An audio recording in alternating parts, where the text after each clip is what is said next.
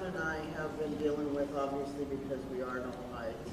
Yeah. But one of the things that really bothers us is why is it, even when we was up in the synagogue in New York, why is it the Hispanics or the Catholics that, and into the restaurants and in the synagogues, they clean, they're able to wear their crosses in there? Is that still kosher? It's not. A cross, right? A cross in itself is not forbidden because it doesn't mean anything. It's like a Magen David. It doesn't mean anything holy, even though many people would like for it to be holy. In reality, it has no source in the Torah, and it's something that looks good. You may like it. It's symbolic. It's cultural. But in itself, it doesn't have any holiness in itself. If you take a Magen David and throw it in the garbage, it's not a sin. I don't necessarily recommend doing it, but again, it's not a sin. It's not like taking a Sefer Torah or something, or taking a tefillin and destroying it. Where the Shulchan Aruch says, if you see somebody destroying a tefillin or Sefer Torah or Megillah, you have to rip your clothes like somebody died. These are things that are holy, but Magen David is not.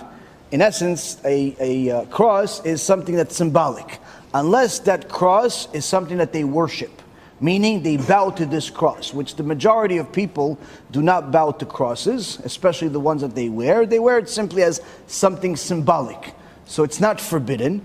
And in fact, there are famous rabbis that were gifted crosses, and they kept them. One of the most famous stories is that when the prince, I believe, of Spain, or the king of Spain, gave Rav Ovadia Yosef alav shalom, a cross as a gift, and Rav Ovadia kept it. Rav Ovadia kept it. He didn't hang it on the wall, but he kept it. Why? It was like a memorabilia type of thing. So a cross in itself is not forbidden according to the Torah, unless somebody worships it. If somebody doesn't worship it, doesn't pray to it, doesn't bow to it, it's simply like a picture. And it's not forbidden. So therefore, it's never a problem if somebody is wearing it. Now, if you would ask me, would you prefer to have a Jew or a Gentile work for you? If you have a synagogue, if you have a yeshiva, surely you would prefer a Jew to work for you, but that's not necessarily always possible. Sometimes the job that you want is not a job that you could find a Jew to do. There are many jobs in Israel, for example, that Jews simply will not do. So you have many jobs in Eretz Yisrael, in Israel, the land of the Jews, that you will never find a Jew doing. But you'll have all the Arabs doing.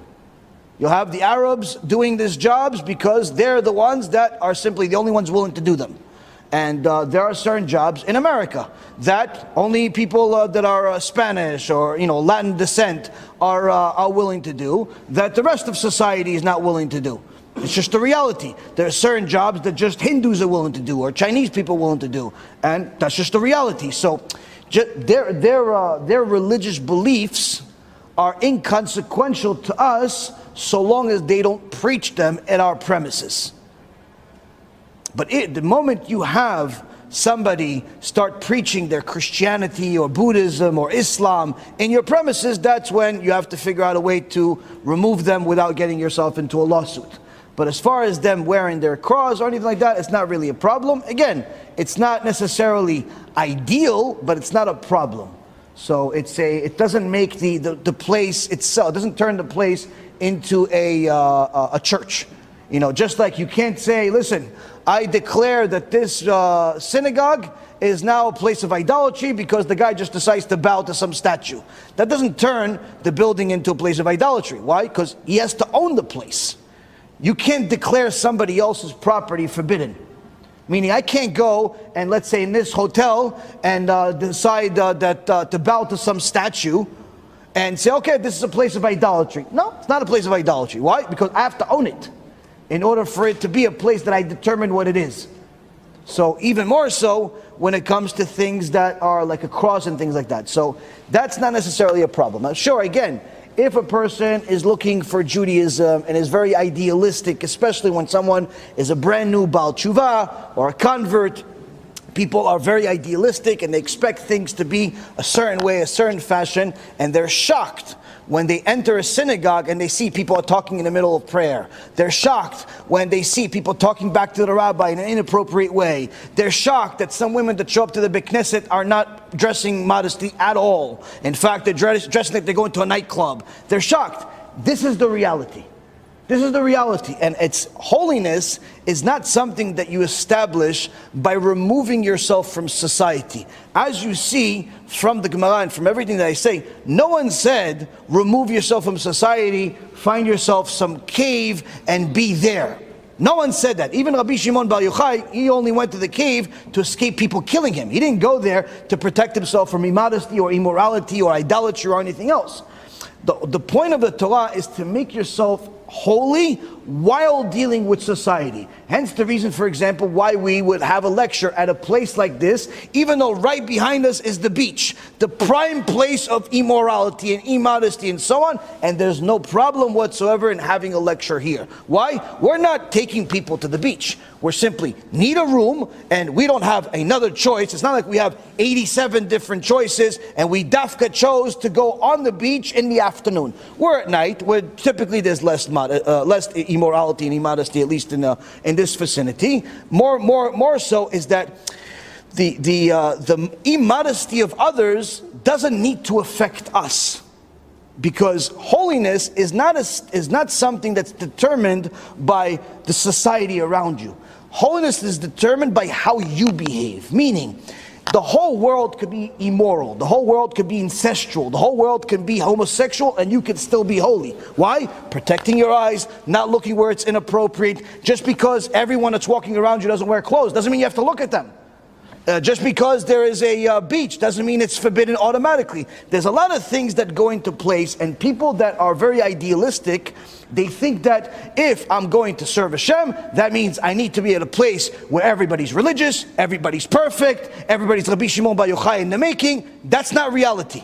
The overwhelming majority of the world, including Lakewood, Bnei Brak, Yerushalayim, everywhere, the overwhelming majority of the world is going to have immodesty, immorality, problems, heresy, idolatry, and all types of issues. The point of the Torah is to have the tools to know how to deal with it regardless of where you see it. Whether you see it on the beach, or you see it in Beit Knesset, or you see it in the hotel, or wherever it is, to know how to deal with it. Because yes, you could have a beach, but it doesn't mean you have to go on it. You're going to a facility. You could have a Beit Knesset and people are talking. Doesn't mean you need to join them. You could have immodest people in the building. Doesn't mean you need to look at them. You could have a lot of things in the world. It doesn't mean you need to be a part of it. The whole point of the Torah is to get yourself enough tools and enough strength, spiritual strength, to have the wherewithal to use those tools in order to live in the Torah, to live in the world, to operate in the world. You can't just say, listen, I'm only going to be religious if everybody around you needs to be modest. That will never happen. You will never be part of a society where everyone is modest until Mashiach comes. It will never happen. There will always be somebody that's immodest that will walk around dafka in front of you. You will never be part of a place where there's no idolatry. Doesn't matter where you go in the world. Yerushalayim, Bnei Brak, Lakewood, Monsey, wherever you go, idolatry will be there. Why? This is the world of work. It's not the world that you just are here to be Rabbi Shimon Bar Yochai. You have to learn how to use the Torah in order to protect yourself from being part of all this stuff, in order to be enticed by all of these things. In so many words, one of the Chachamim says over here, there's some of the Chachamim were so careful, there was such plushim, they wouldn't even be alone with the animals. When Abaye would learn Torah, he would make sure that all of the animals were, put in their place, and they were not next to him. He wasn't alone with the animals. He was sure also not to have any of his shepherds alone with the animals by themselves. But then one time, one of the other Chachamim was alone with an animal. And he said, wait a minute, don't you listen to Shmuel that says don't be alone with an animal? He goes, oh, I didn't even notice it was here. Meaning I was so deep in my Torah, I didn't even realize there was an animal next to me. The point being is that it's society exists. Society exists, idolatry exists, immorality exists. Everything I just said is not in order for us to think that there is some form of reality where we can be by ourselves and nothing bad will be around us. The opposite is to use everything we've learned in order to not want to be part of it. Despite it being right next door to us, despite it being right in front of us. Of course, do your best not to be in the middle of it. But the point being is that don't think that there is such a reality where it's not going to exist. There is no such thing. There are many holy places that have opened where they used to be a church or they opened right next to a church. There are many things that were holy that started at the worst possible places. Why? Because again, when you have the Torah, you have the tools to deal with the world as it is. And not expect the world to change because you changed. You have to work on yourself and make sure you realize that the biggest change is you, and the more you change, the more the people around you will change, and the more you'll have somewhat of a circle or somewhat of a network of people that are like-minded. But again, you are still going to have to live in reality. And reality is full of immodesty, reality is full of thieves, reality is full of murderers, reality is full of rapists, reality is full of liars, adulterers, and all types of criminals. That's reality. That's not going away.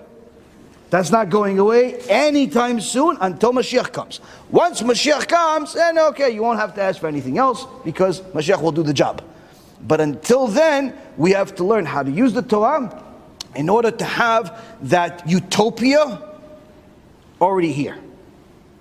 That utopia we all want has to exist here. So much so that it won't matter if Sodom and Gomorrah is around you, you won't even notice it. You won't notice it. It just simply doesn't exist. How? You have to train yourself to do certain things. So for example, when I said that my rabbi told me, don't do research on this particular topic as far as scientific research, now I could easily do it and he would never know. And it's not forbidden according to the Torah. I could do it, but I didn't. Why? Simple. Rabbi said no. No, so it's the end. Is it hard? Sure it is. Why? I want more material. I want more information. I'm interested, especially now that it's such a big topic and it makes more sense and it's legit and so on and so forth. But that's a boundary that was made for me, and that's it. Not because I'm unique, but simply because of what it is. The rabbi says, I follow. And that's one of the most difficult things for people to do. People are able to typically make boundaries for themselves to a certain extent, but when somebody gives them a boundary, that's usually when they start revolting. I can make for myself, but if he makes it for me, do I really have to listen to him? Let me see if I can. I have some people tell me, listen, what is this allowed? My other rabbi said yes. Wait, why are you asking me if your other rabbi said yes? What is it, like a multiple choice? Who's going to win? Like who's going to give you the answer that you want? And that's unfortunately how some people are. So you have to know that there is a world, we have to exist in it, but we have tools. One of the tools is the Torah. Another tool is to have a rabbi that's going to help you utilize that Torah and know how to maneuver in this world. Because that rabbi is going to know certain limitations that you have. He's going to know certain limitations that exist that you may not even be aware of, that have nothing to do with you. It's just a reality that exists that you don't necessarily have the tools to understand. Like some people learn the Zohar and they learn Kabbalah and they learn all types of mystical things. In reality, they don't have the tools to understand and utilize those teachings. On the other hand, some people run away from learning basic things like the Chumash and other things because they think, no, I want something more. You don't realize that you don't have the tools to deal with more. And in fact, even the little that you think is little is actually more than you could actually handle. In fact, you're only going to understand part of what the shiur says. Because you have to build yourself up to those places. So a person needs to have Torah, also a rabbi, and to tell them, go here, don't go here, do this, don't do this. And in so many words, build themselves up under some type of control to be able to assure themselves that anytime they get out of control, they make a wrong turn, they have at least a couple of things that are going to get them back to the right place. They have the Torah, they have the Rabbi, and in essence, B'ezrat Hashem, they have the direction back home. But most importantly is to know that the idealistic utopia that we all wish for has to exist here. And the only way it exists here is if you have Torah in your life.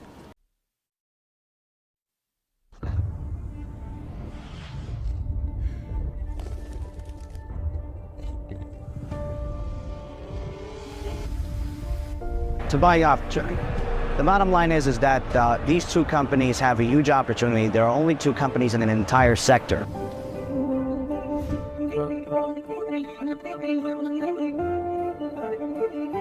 My story doesn't start with religion.